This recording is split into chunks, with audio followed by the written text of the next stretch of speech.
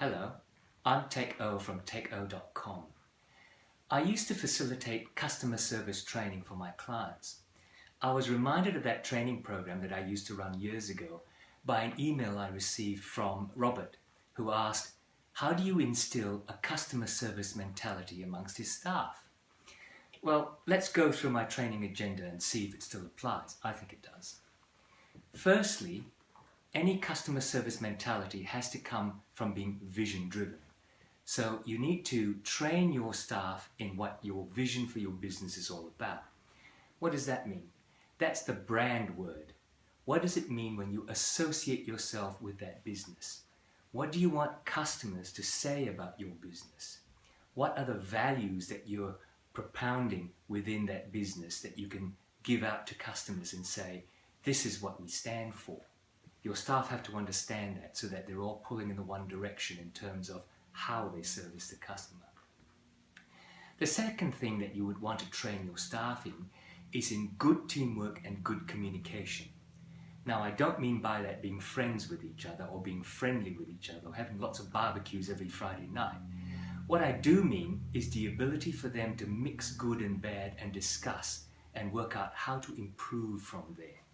So it's things like how you pass on information and data that you've received from clients, feedback, both the good and the bad.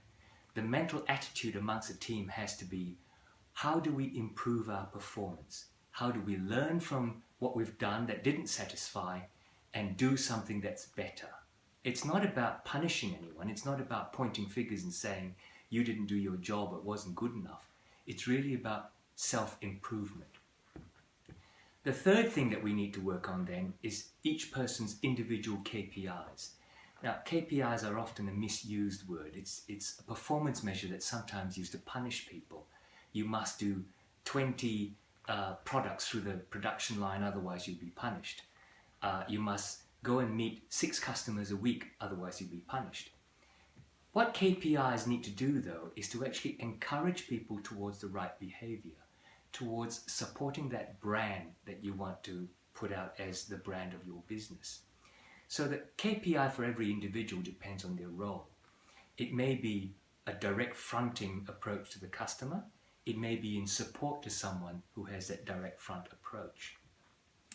You have to ask yourself, what is the most important outcome you desire from that one person in terms of the customer?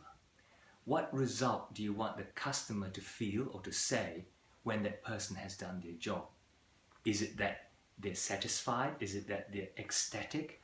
Is it that they believe you've given them quality? Whatever is the most important, that should become part of their KPI.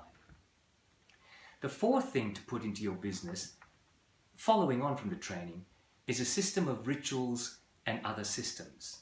And by that I mean things like checklists on customer performance. By that I mean customer relationship management systems that say pop-up reminders for you to contact your best customers every week, records their likes and their dislikes so that the next time you see them you can refer to that as if they were an individually well cared for customer. You can also instill rituals into your team, and by that I mean the best sales service award or the best customer satisfaction award, and make sure that these then encourage behavior that moves towards the vision, that supports good communication and good teamwork, and that identifies people's KPIs so that they can be individually rewarded.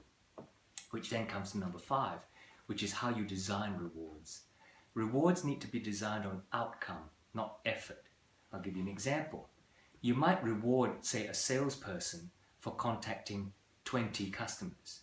But if those customers don't feel they've been serviced correctly, it's not the correct outcome.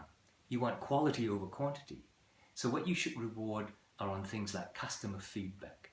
Gosh, I really got a good talk with my salesperson that day because they pointed out 3 things I could do to improve how I used your product. Things like that can be measured and rewarded. So, come on over to the website, techo.com, teikoh.com, to find other tools, tips and resources to help you grow your business.